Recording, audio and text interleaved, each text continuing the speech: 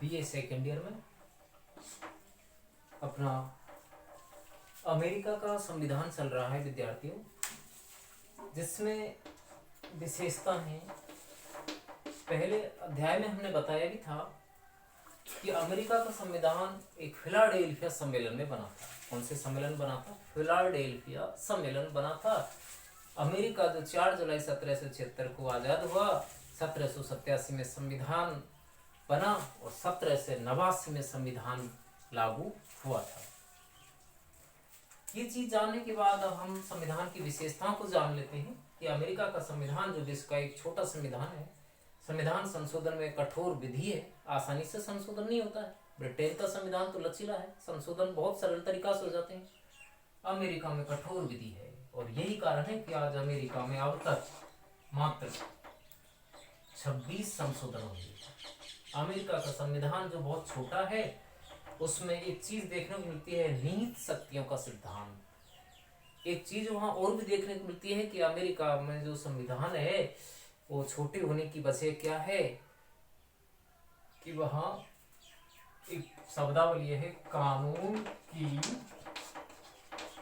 उचित प्रक्रिया। कानून की उचित प्रक्रिया क्या है? कानून की उचित प्रक्रिया जाने। अपने देश में तो है कानून द्वारा स्थापित प्रक्रिया है कि शासन व्यवस्था कानून के अनुसार चलेगा। और भारत की जो संसद है, जो संविधान में जो निर्धारित है, शासन जो संविधान द्वारा निर्धारित है, वो चीज कोई फॉलो करेगी। लेकिन अमेरिका में कानून क्या होगा, इसका निर्णय वहां की जो न्यायपालिका को करना होता है। कानून की उचित प्रक्रिया क्या है, इसका निर्णय करने का अधिकार वहां छोड़ दिया गया है, न्यायपालिका पर छोड़ दिया गया है। कानून की उचित प्रक्रिया क्या होगी, तो ये शब्दावली वहां के संविधान को क्या कर देती है, संक्षिप्त है। कानून की उचित प्रक्रिया क्या है, ये तय करने का काम अमेरिका की न्यायपालिका करती है। इसलिए अमेरिका में बस एक शब्दावली से ये जोड़ दिया गया है कि कानून की उचित प्रक्रिया क्या है। तो कानून उचित है या अनुचित है, इसका निर्णय वहां की न्यायपालिका करती है। यदि कानून अपने देश में उचित है तो उसको न्यायालय भी चुनौती नहीं दे सकती है। तो ये अंतर थोड़ा यहाँ देखने को मिल रहा है कि अमेरिका का संविधान इतना छोटा होने का जो कारण है, उसमें कानून की उचित शब्दावली भी है। और एक ये है कि अमेरिका में जो राज्य हैं उनका वहाँ अलग से संविधान है।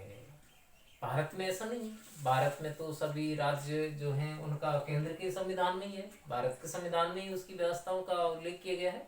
अलग से कोई संविधान नहीं है। बस एक राज्य था जो आपको पता है, J&K यानी जम्मू कश्मीर था, उसका भी अब संविधान अलग जो था वो समाप्त कर दिया है। जो धारा आपने सुनी है 370, अब वो भी समाप्त कर दी है। अब जम्मू कश्मीर राज्य का भी संविधान जो अलग था वो हटा दिया है। अब तो पूरे देश का एक ही संविधान हो गया है। तो यहाँ चीज क्या देखने को मिल रही है कि अमेरिका में राज्यों का अलग संविधान है, केंद्र का अलग है, इसलिए वहाँ संविधान छोटा है। लेकिन भारत में राज्य का और केंद्र का एक ही संविधान है और इसलिए भारत का संविधान बड़ा है। तो यहाँ विशेषताओं में क्या चीज देखने को मिल रही है कि बहुत सारी विशेषता है। उसमें न्यायिक पुनरावलोकन की व्यवस्था है।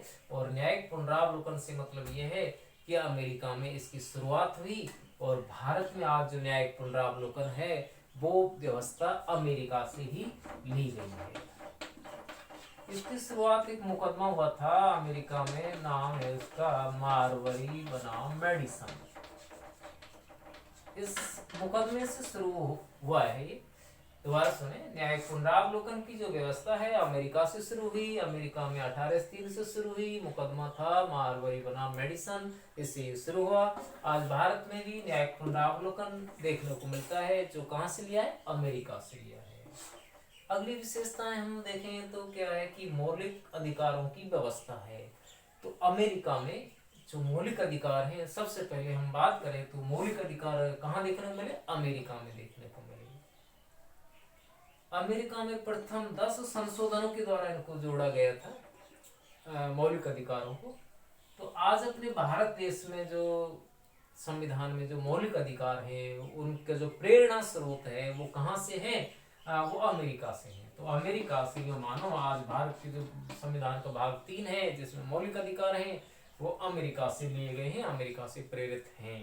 तो ये चीज आप जान गए। अगली विशेषता क्या है कि शक्ति पृथक्करण की व्यवस्था है। इसका मतलब ये है कि अमेरिका में जो शासन के 3 अंग हैं, 3 अंग कौन से होते हैं बच्चों आपको पता है? व्यवस्थापिका, कार्यपालिका और न्यायपालिका।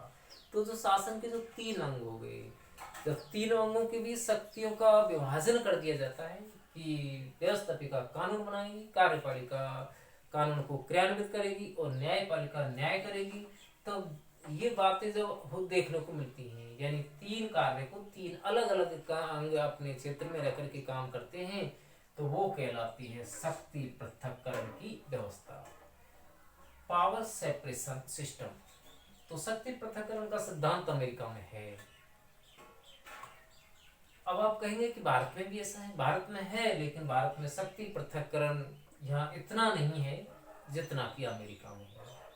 यहाँ व्यवस्थापिका और कार्यपालिका में घनिष्ठ संबंध है। यदि मंत्रिमंडल के विरुद्ध, कार्यपालिका के विरुद्ध व्यवस्थापिका में अविश्वास प्रस्ताव पारित हो जाता है तो मंत्रिमंडल में प्रधानमंत्री सहित त्याग पत्र देना पड़ता है, सबको हटना पड़ता है। ऐसा अमेरिका में नहीं है। अमेरिका में नहीं है, वहां शक्ति का पृथक्करण कर दिया गया है। आगे इसका एक अलग भी महत्वपूर्ण प्रश्न बनता है। आगे इसका अलग भी एक यानी जो मानो कि विस्तार से ज्यादा वर्णन हम करेंगे और उसमें बताएंगे कि शक्ति पृथक्करण क्या है।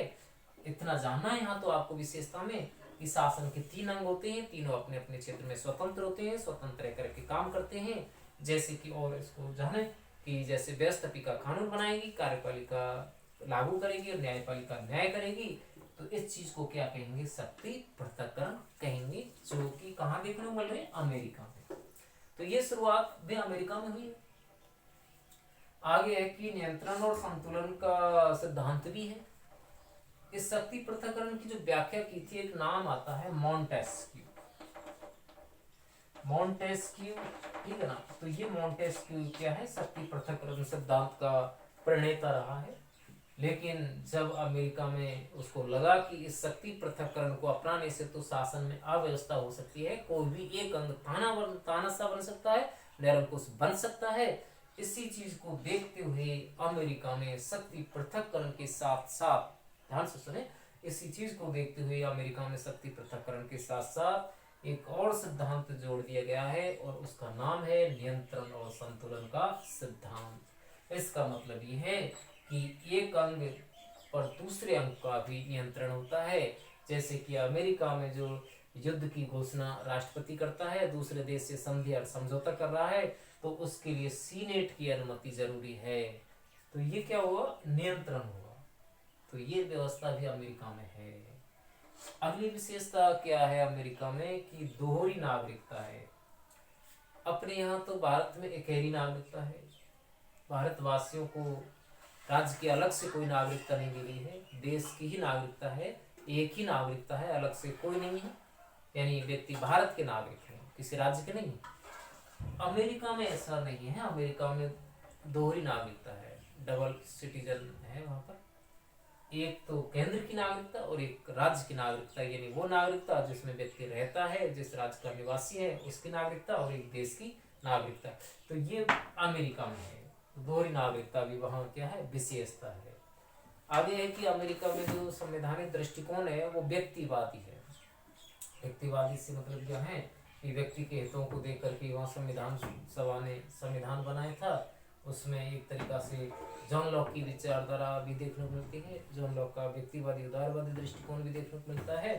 तो ये व्यक्तिवादी दृष्टिकोण पर आधारित संविधान है, व्यक्ति हितों पर बल दिया गया है, व्यक्ति की स्वतंत्रता पर, समानता पर, इन सब चीजों पर वहां बल दिया गया है।